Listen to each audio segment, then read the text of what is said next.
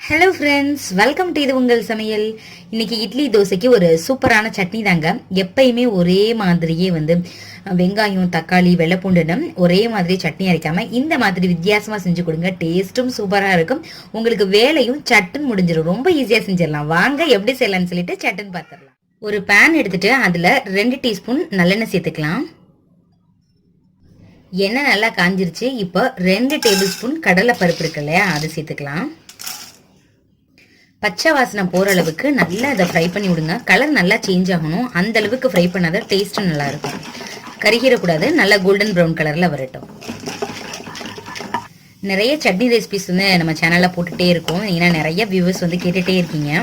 ஏற்கனவே இந்த மாதிரி கடலை பருப்பை ஊற வச்சு நம்ம சாம்பார்லாம் சாப்பிட்றோம் இல்லையா, லிக்யூடா, அந்த மாதிரி ஒரு சட்னி போட்டுக்கிறோம்.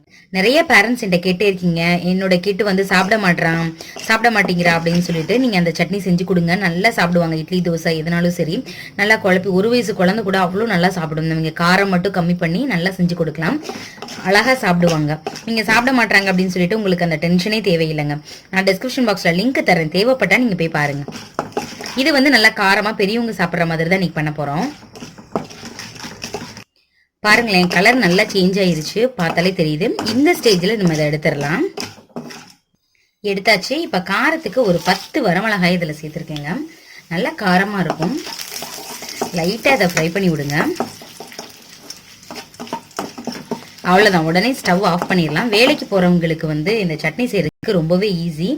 இப்ப நம்ம கடலைப்பருப்பு அரைச்சு எடுத்து வச்சிருக்கோம் இல்லையா, வறுத்து, அது கூட இதை சேர்த்துடலாம். இப்ப இதையும் எடுத்தாச்சு. இதுல வேற என்ன சேர்க்க போறோம் அப்படின்னு பாத்தீங்கன்னா, தேங்காய் இருக்கு இல்லையா, ஒரு கை நிறைய சேர்த்துக்கோங்க. நீங்க வச்சு யூஸ் பண்ண போறீங்க, உடனே சாப்பிடுறதுன்னா இந்த மாதிரி சேர்த்துக்கலாம். இல்ல நீங்க வச்சு சாப்பிட போறீங்க அப்படின்னா நல்லா துருவிட்டு நம்ம இப்ப வறுத்தோம் இல்லையா, அதே மாதிரியே வறுத்து சேர்த்துக்கோங்க. அப்படி செய்யும் பொழுது சீக்கிரத்துல கெட்டு போகாது. இதுக்கு தேவையான அளவு உப்பு சேர்த்துக்கலாம். கொஞ்சமா புளி சேர்த்துக்கோங்க. இப்ப இது எல்லாத்தையுமே நைஸா மிக்சி ஜார்ல அரைச்சிட்டு காமிக்கிறேன். நல்லா நைஸா அரைச்சாச்சு. பாக்குறதுக்கே நல்லா இருக்குல்ல. இப்ப இதை தாளிச்சிடலாம்.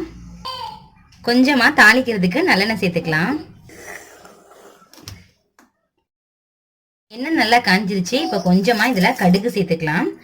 கொஞ்சமா உடைச்ச உளுத்தம் பருப்பு சேர்த்துக்கலாம். இதுக்காக கொஞ்சமா பெருங்காயத்தூள் சேர்த்துக்கலாம்.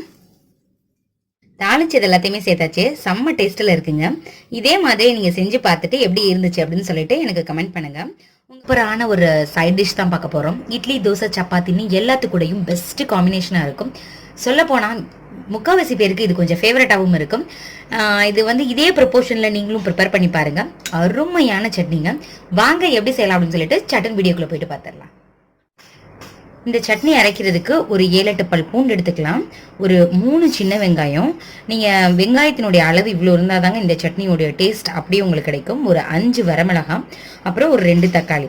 இப்ப என்ன பண்ணிடலாம், மிக்சி ஜார்ல இதை ஃபர்ஸ்ட் வறுத்துடக்கூடாது. அப்படியே இதை அரைச்சிட்டு காமிக்கிறேன். தக்காளியை தவிர்த்து முதல்ல இந்த 3ஐயுமே அரைச்சிடலாம்.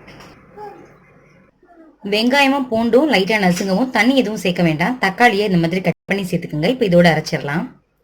நல்லா நைஸா அரைச்சாச்சு. பாருங்க, அவ்வளோ ஒரு கலர்ஃபுல்லா இருக்கு. அடுத்து என்ன பண்ணலான்னு பார்ப்போம். தாளிச்சிடலாம். அடுப்புல ஒரு பேன் வச்சுக்கோங்க. வச்சுட்டு நல்லெண்ணெய் இருக்கு இல்லையா, அதை சேர்த்துக்கலாம். நல்லெண்ணெயில செய்யும் போது தான் டேஸ்ட் பிரமாதமா இருக்கும். கெட்டு போகாமலும் இருக்கும் சீக்கிரத்துல. இப்போ இது காயட்டும், தாளிச்சிடலாம். எண்ணெய் நல்லா காஞ்சிருச்சு. இப்போ நம்ம 1/2 டீஸ்பூன் கடுகு சேர்த்துக்கலாம். கடுகு வெடிச்சதுக்கு அப்புறம் உளுத்தம்பருப்பு கொஞ்சம் சேர்த்துக்கலாம், 1/2 டீஸ்பூன். கருவேப்பிலை கொஞ்சம், பெருங்காயத்தூள் 1/4 டீஸ்பூன்.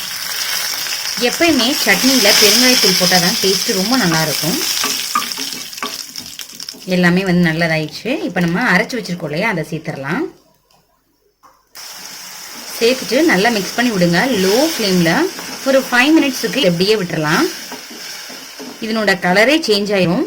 பச்சை வாசனை எல்லாமே போனதுக்கு அப்புறம் இதை எடுத்துடலாங்க. கலர் நல்லா சேஞ்ச் ஆயிரும். இப்ப பாத்துக்கோங்க. ஒரு 5 மினிட்ஸ் கழிச்சு இது எப்படி இருக்குன்னு பாக்கலாம். இதுல இன்னும் உப்பு மட்டும் சேர்க்கலாம். உங்களுக்கு தேவையான அளவு உப்பு சேர்த்துக்கோங்க. 5 மினிட்ஸ் ஆயிடுச்சு. பாருங்களேன், எண்ணெய் எல்லாம் லைட்டா பிரிஞ்சு வருது பாருங்க. இந்த ஸ்டேஜ்ல ஆஃப் பண்ணிடலாம். பவுலுக்கும் டிரான்ஸ்ஃபர் பண்ணியாச்சு. பாருங்களேன், பாக்குறதுக்கே சூப்பரா இருக்கு. எப்படா சாப்பிடலான் இருக்கு. இதே மாதிரி நீங்களும் செஞ்சு பாருங்க. செஞ்சு பார்த்துட்டு எப்படி இருந்துச்சு அப்படின்னு சொல்லிட்டு எனக்கு கமெண்ட் பண்ணுங்க. உங்க ஃப்ரெண்ட்ஸ் அண்ட் ரிலேட்டிவ்ஸ் கூட ஷேர் பண்ணுங்க. இந்த வீடியோ உங்களுக்கு பிடிச்சிருந்துச்சுன்னா மறக்காம இது உங்கள் சமையலுக்கு சப்ஸ்கிரைப் பண்ணுங்க, லைக் பண்ணுங்க. Thank you friends.